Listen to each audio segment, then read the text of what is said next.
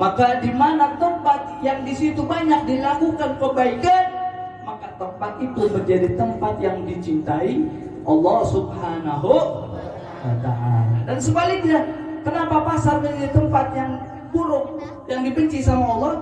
Kita lihat di dalamnya.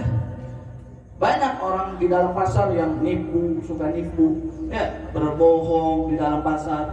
Walaupun nggak semua, ya, ada beberapa saja. Tapi kebanyakan seperti itu, ya. Tapi jangan berkecil hati nih orang-orang yang sering di dalam pasar jualan, ya, nggak apa-apa, bukan berarti Nabi melarang, kagak. Artinya ketika engkau menjadi orang yang berada di dalam pasar, gunakan ilmu, gunakan syariat di dalam daganganmu, sehingga ikhtiarnya kita, usahanya kita, terdapat ridhonya Allah. Nah, pasar di dalamnya banyak orang nipu, banyak orang yang berbohong. Maka di mana tempat yang di situ banyak dilakukan maksiat, maka tempat itu menjadi tempat yang dibenci oleh Allah Subhanahu wa ta'ala. Nah, oleh karenanya hadirin wal hadirat rahimakumullah, kalau kita pengen tahu nih Bu, rumah, tempat tinggal yang kita tempati itu tempat yang dicintai Allah atau yang dibenci sama Allah, lihat bagaimana yang di dalamnya. Para ulama mengatakan al-makan bil makin. Tempat itu tergantung bagaimana orang yang menempatinya.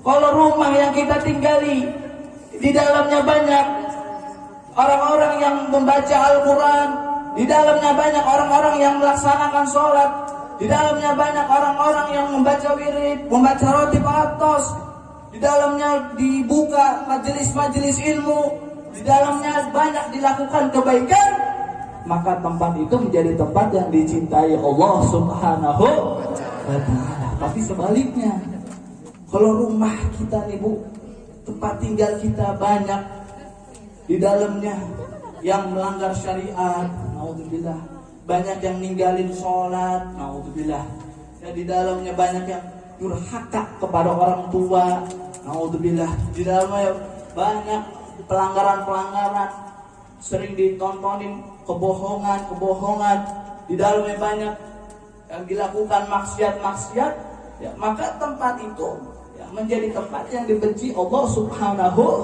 wa ta'ala. Makanya nih Bu, ya, kalau punya rumah jangan asal gede doang, ya Bu, ya, jangan asal gede doang rumah, ya, rumah biar kata kecil, ya, biar kata di gang sempit juga.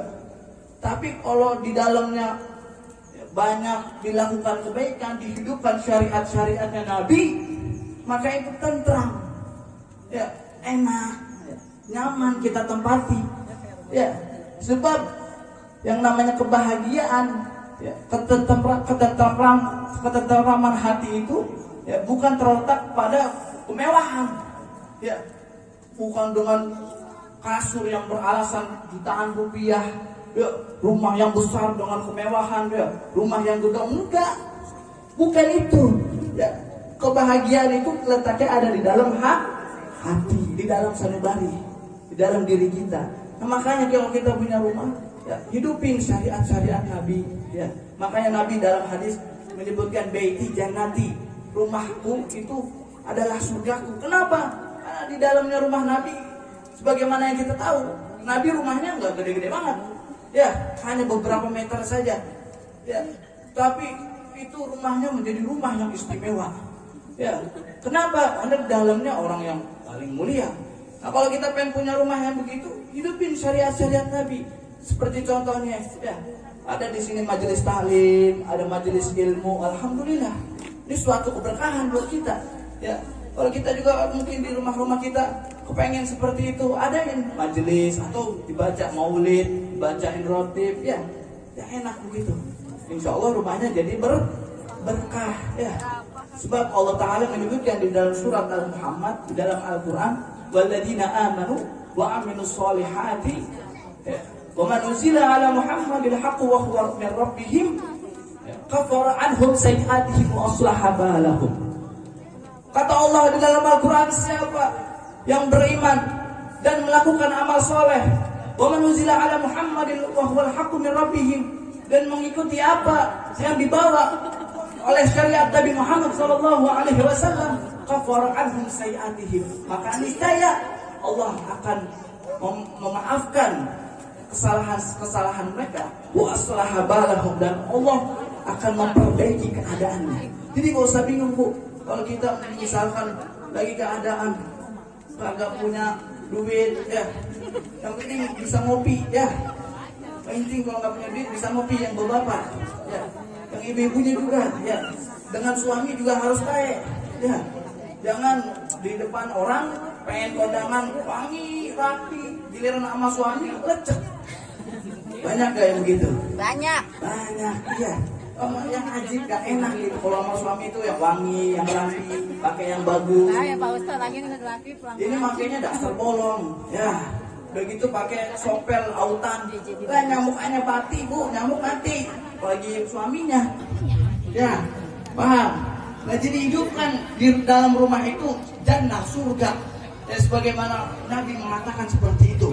Nah alhamdulillah kita di sini ya, diajak bersama-sama oleh guru kita Ustaz Modlib ya, bin Khalif Al-Kathiri untuk menggali syariat-syariat Nabi, untuk mempelajari ilmu-ilmunya Nabi. Insya Allah ini membawa keberkahan untuk kita, dan keberkahan ini akan kita rasakan nanti di alam kubur Bu.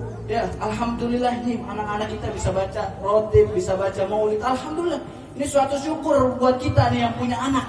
Jangan anak di sekolah yang tinggi sampai S1, S2, S3, S-tung-tung, S-cendol, ya segala macam S dah pokoknya.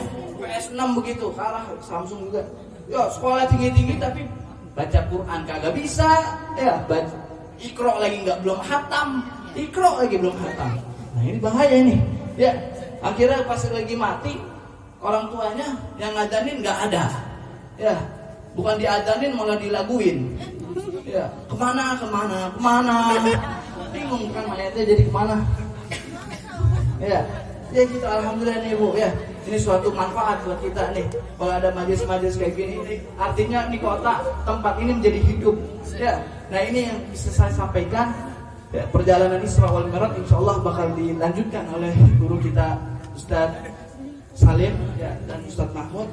Saya hanya sebagai ini aja.